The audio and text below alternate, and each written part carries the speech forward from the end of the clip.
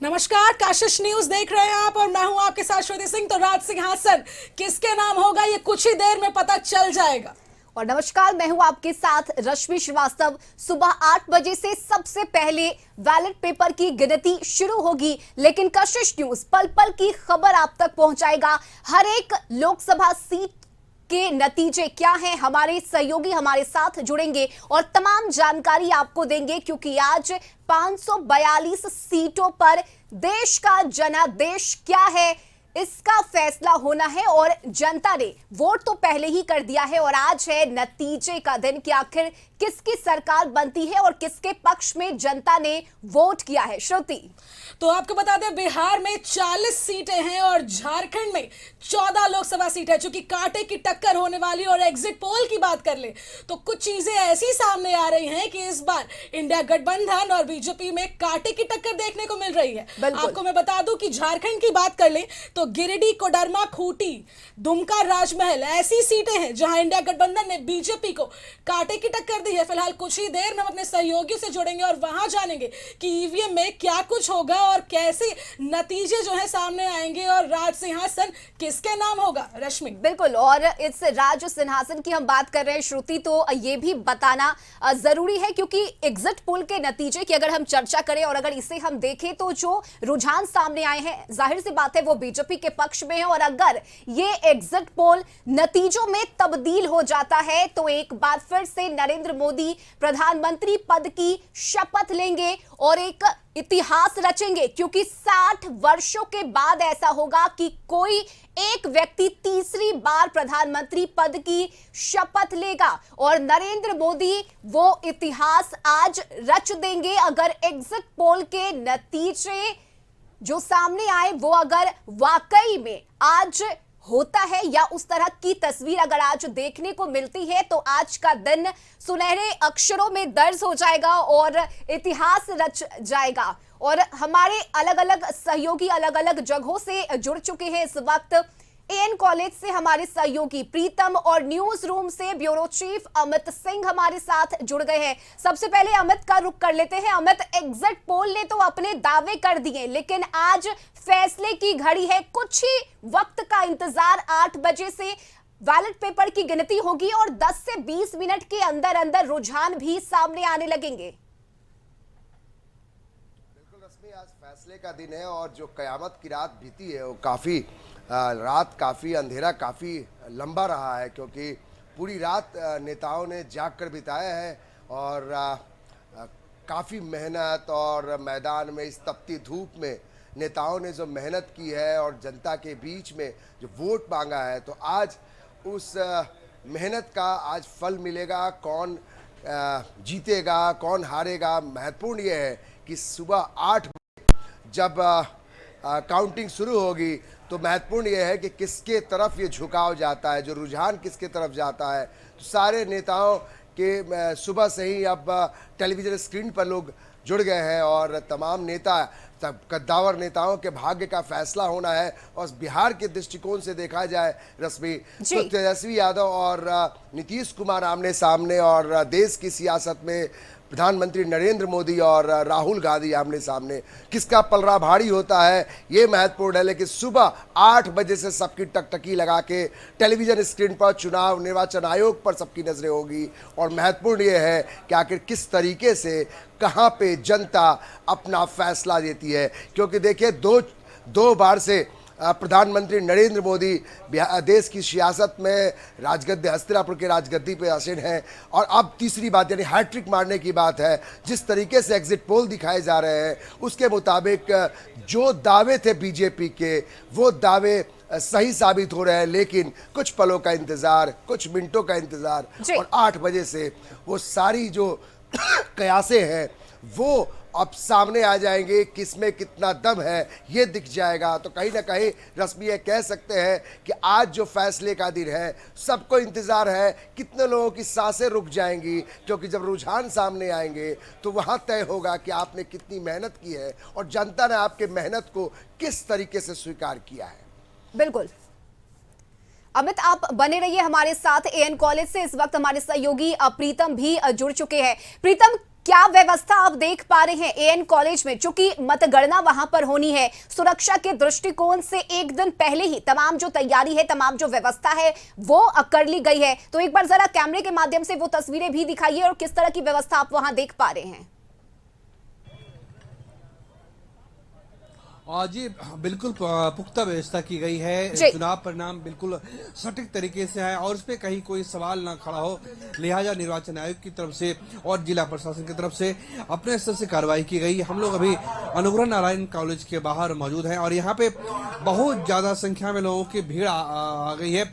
जिला प्रशासन के लोग जो है वो गाड़ियों से उतर रहे हैं। 8 बजे से मतों की गिनती शुरू होगी, लेकिन उससे पहले जिला प्रशासन ने और निर्वाचन आयोग ने अपनी तैयारियां लगभग पूरी कर ली है। लाउड स्पीकर के माध्यम से माइकिंग के जरिए लोगों को संदेश दिया जा रहा है। जो पोलिंग एजेंट है उनको और अंदर जो मतदान कर्मी हैं उन्हें क्या करना है, ईवीएम खुलेगी तो ईवीएम खुलने से पहले उन्हें किस तरह की चीजों पे निगरानी रखनी है, इन तमाम बातों की जानकारी दी जा रही है।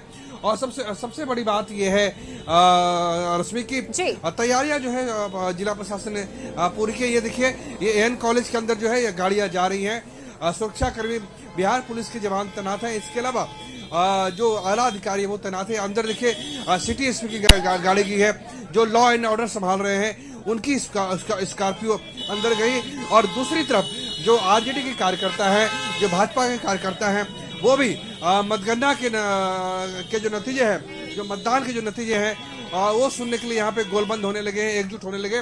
और खासकर जो आरजेडी कार्यकर्ता है उनकी काफी भीड़ देखी जा सकती है। आरजेडी के कार्यकर्ता काफी संख्या में मौजूद है।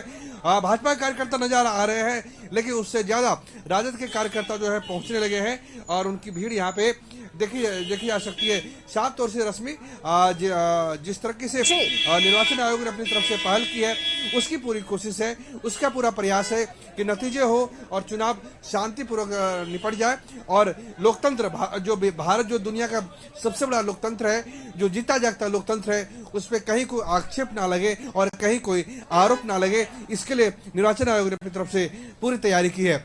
जी रश्मि, अपना सवाल करें। बिल्कुल प्रीतम, 8 बजे से सबसे पहले बैलेट पेपर की काउंटिंग शुरू होनी है, क्या जानकारी अंदर से मिल पा रही है? देखिए, बैलेट पेपर की काउंटिंग शुरू होनी है और उसके लिए अंदर जो है, चूंकि अंदर काफी गोपनीयता होती है, अंदर अभी हम लोगों को जाने नहीं दिया गया है। हम लोग बाहर से ही आपको सारी जानकारी देते रहेंगे। जो माइकिंग की जाएगी उसके माध्यम से हम बता पाएंगे कि मीसा भारती आगे चल रही है या रामकृपाल आगे चल रहे हैं, कांग्रेस आगे चल रही है या फिर भाजपा आगे चल रही है।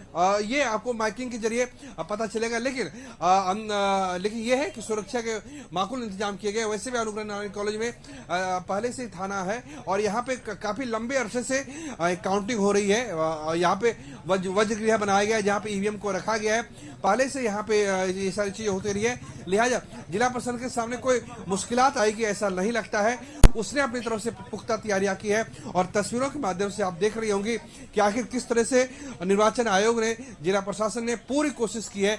उसकी पूरी पहल है, उसकी पूरी कवायद है कि शांतिपूर्वक न केवल मतगणना निपट जाए बल्कि बिना किसी आक्षेप के, बिना किसी आरोप की। दूसरी तरफ हम आपको तस्वीर दिखा रहे हैं कि थोड़ी दूरी पर जो है दो यहाँ पे, दरअसल जहाँ पे मतगणना हो रही है यहाँ पे 2 प्रवेश द्वार है और दोनों प्रवेश द्वार पे जो है आरजेडी के कार्यकर्ता और भाजपा कार्यकर्ता, दोनों तरफ के कार्यकर्ता जो है आपको धीरे धीरे यहाँ पे जुटने शुरू हो गए हैं। सबको इच्छा है कि आखिर सबको जानने की सदिच्छा है कि आखिर कौन जीता है, ये बाजी किसके हाथ में आती है। लेकिन इससे पहले यहाँ पे जो है तैयारियां पूरी हो गई। जैसे ही 8 बजे की घड़ी में 8 बजेंगे मतगणना शुरू हो जाएगी और हमें लगता है कि 11 बजे तक हमें ये पता चल जाएगा कि नतीजों में मीसा भारती आगे है या रामकृपाल यादव, अंशुल अभिजीत आगे है या भाजपा का उम्मीदवार। जी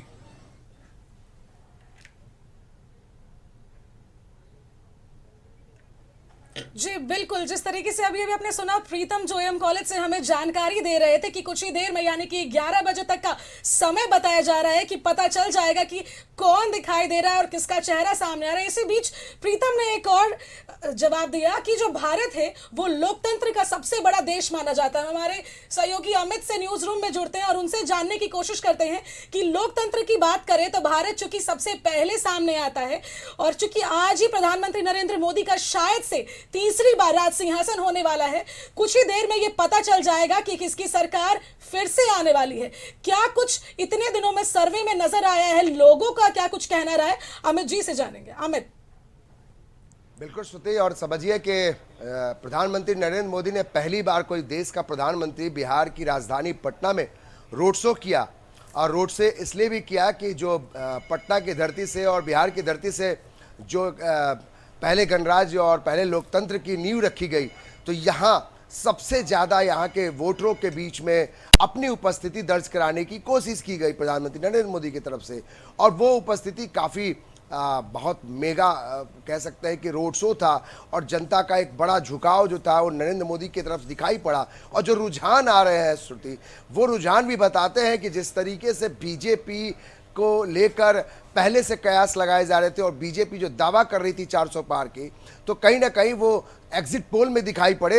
लेकिन सवाल ये है कि आखिर जो एग्जिट पोल हो उस पर जो शुरू से सवाल उठते रहे हैं, क्या वाकई वो एग्जिट पोल हकीकत में आज फैसले के दिन साबित होंगे या फिर कुछ और होने वाला है, जिसका इंतजार चाहे वो राहुल गांधी हो या फिर तेजस्वी यादव हो कर रहे हैं। कल भी रात में जब तेजस्वी यादव पटना लौटे तो उन्होंने फिर से कहा कि एग्जिट पोल को हम स्वीकार नहीं करते हैं, और मुझे उम्मीद है कि वो 300 पार यानी आंकड़ा जो है वो INDIA को 300 पार के होगा।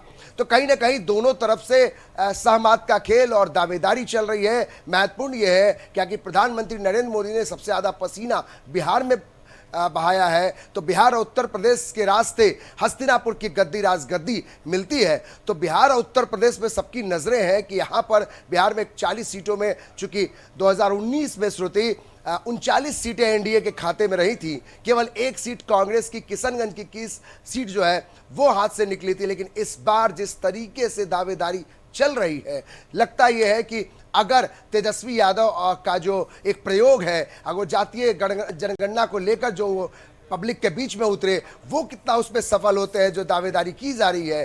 तो ऐसे में बेहद महत्वपूर्ण है कि प्रधानमंत्री नरेंद्र मोदी का रोड शो पटना में और तेजस्वी यादव ने जो वन मैन शो की तरह से बिहार की सियासत में और बिहार में 40 सीटों पर उन्होंने अब मेहनत की है, क्या कुछ जनता फैसला लेती है। बिल्कुल अमित, जैसा कि आपने बताया 8 बजे काउंटिंग शुरू हो जाएगी। अब क्या कुछ होने वाला है, चूंकि प्रधानमंत्री नरेंद्र मोदी ने पसीना बहाया है। हम एक बार प्रीतम से फिर से जोड़ते हैं और उनसे तस्वीर दिखाने के लिए कहेंगे कि प्रीतम क्या कुछ नजारा देखने को मिल रहा है, लोगों का क्या कुछ कहना है। चूंकि टीवी स्क्रीन पर तो सुबह से ही लोगों ने अपनी नजर टिकाए रखी है, पर रोड पर जो नजर आ रहे हैं, हम कॉलेज के बाहर जो नजर आ रहे हैं, उनका क्या कुछ कहना है, उनसे बात करने की कोशिश कीजिए प्रीतम। देखिए, जो लोग हैं वो अपने घरों में चिपके हैं, टीवी पर नतीजे जानने के लिए चिपके हैं। यहाँ पे अब जो भी दिखाई देंगे, या तो वो इंडिया गठबंधन के कार्यकर्ता हैं, या आरजेडी के कार्यकर्ता हैं, कांग्रेस के कार्यकर्ता हैं, या फिर भाजपा के कार्यकर्ता हैं। यहाँ पे स्थानीय लोगों की यहाँ पे नहीं है। लेकिन जो तैयारी है, तैयारियों की तस्वीरें हमने दिखाई है। अब लोगों को केवल इंतजार है कि नतीजे क्या बोलते हैं, आंकड़ा क्या बोलता है और नतीजे किसके पक्ष में रहते हैं। क्या इंडिया गठबंधन ने जो मुद्दे उठाए हैं, महंगाई, बेरोजगारी, 30 लाख लोगों को सरकारी नौकरी, हर महिलाओं के खाते में 8,500 रुपये सब महीना, 1 लाख रुपये सालाना, क्या जनता ने इस पे अपनी अभिव्यक्ति जाहिर की है, या फिर जनता ने राम मंदिर, जनता ने जनधन खाते, जनता ने उज्ज्वला गैस योजना, जनता ने हर घर नल जल शौचालय योजना, इज्जत घर योजना, इस पे अपना वोट डाला है, इस पे अपनी राय जाहिर की है। जनता ये बताएगी अब जो हमें नतीजा आएगा कि जनता की आस्था देश की सबसे पुरानी पार्टी कांग्रेस के प्रति है या फिर भाजपा के प्रति है।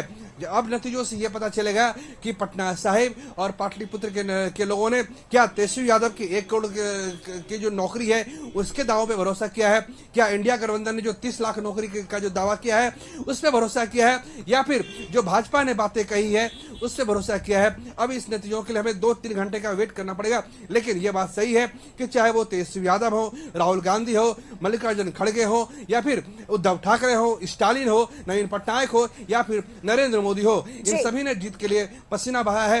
नीतीश कुमार जो बिहार की राजनीति के सबसे विश्वसनीय चेहरे हैं, मैं फिर कहता हूं कि बिहार की सियासत में नीतीश कुमार से बड़ा विश्वसनीय चेहरा आज भी कोई नहीं है। और मैंने पूरे चुनाव के दौरान लगभग बिहार के आधे हिस्से का को हमने देखा है, लोगों से समझा है। नीतीश के वोटर काफी साइलेंट है, वो बोलते नहीं है, वो वोकल नहीं है आरजेडी और भाजपा की तरह, लेकिन जब मतगणना होती है तो पता चल जाता है कि नीतीश कुमार आज भी एक अहम फैक्टर है। और वो चाहे वो इंडिया गठबंधन हो या फिर एनडीए गठबंधन हो, वो दोनों के लिए जरूरी बने हुए हैं। और महिलाओं का, खासकर महिलाओं का आकर्षण जो है, मैं अपनी बात पूरी कर लेता हूं, महिलाओं का आकर्षण जो है वो नीतीश कुमार में बना हुआ है। महिलाएं वोट डालती है और युवाओं का आकर्षण जो है धीरे धीरे जो है वो तेजस्वी यादव की तरफ मुड़ता जा रहा है।